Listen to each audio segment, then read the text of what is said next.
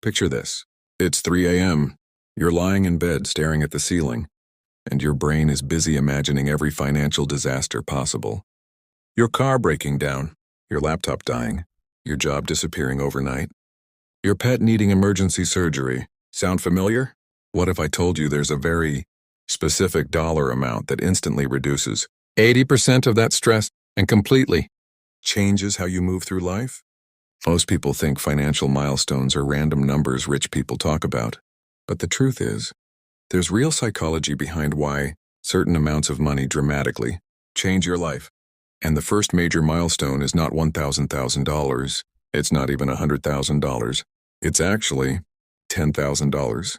My name is Summit, and I spend way too much time thinking about money, human psychology, and why some people glide through life while others stay stressed no matter how much they earn.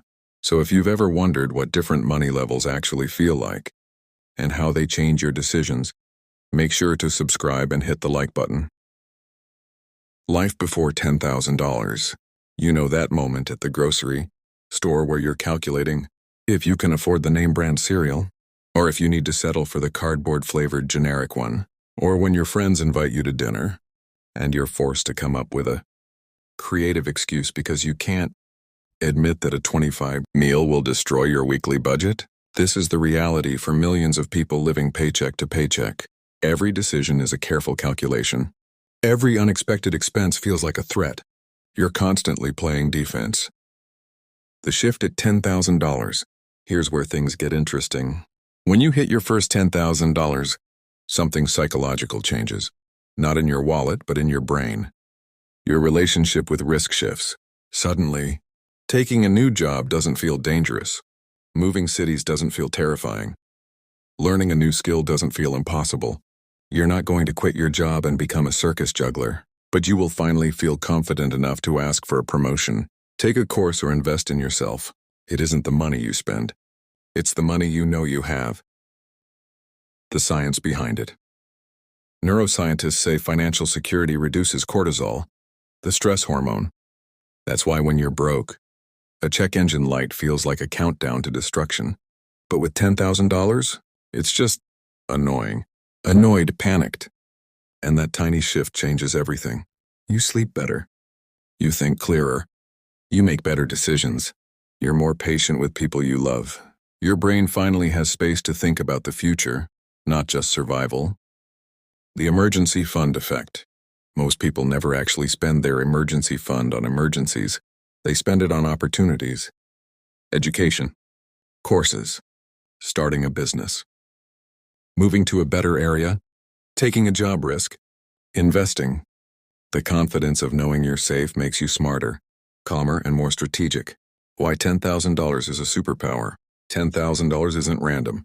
It covers most real-life emergencies. Car repairs. Medical issues. Family situations. Short-term job loss. Which means the disasters that financially destroy most people don't destroy you anymore. You're not rich, but you're protected. Identity shift, the real reason people get rich. Saving $10,000 isn't hard because of the money. It's hard because of the identity shift. The moment you see yourself as someone who saves money, you naturally spend smarter. You notice waste you ignored before. You become creative about earning more. You think long-term, not impulsively. Saving the first $1,000 is brutal. The second is easier. By $5,000, you're on autopilot. By $10,000, your brain is rewired. Practical impact. Here's what $10,000 does. Turns emergencies into inconveniences. Gives you 3 to 6 months to survive job loss. Lets you negotiate from confidence, not fear. Improves relationships. Improves sleep. Improves decision-making. But the biggest change? You start seeing money as something that creates more money. This is when people finally start thinking about investing, side hustles, passive income, retirement accounts. Not because they suddenly became geniuses, but because they finally have the mental space to think beyond survival. The truth nobody tells you. Someone making $40,000 a year with savings is often closer to financial independence than someone making $100,000 a year with none. Because wealth isn't about how much you make. It's about how much you keep. How to save your first $10,000. Most successful savers start tiny. $25 a month. $50 a month. Whatever you can do consistently. Consistency beats intensity. The average person spends over $3,000 a year on coffee, takeout, convenience purchases. Redirect just a third of that, and you'll hit $10,000 in under 3 years. Final message. Saving $10,000 isn't about the number, it's about the transformation. You stop thinking like a survivor and start thinking like a builder. Your first $10,000 changes your brain, your confidence, your opportunities, and your entire financial future. It's your first real step toward independence.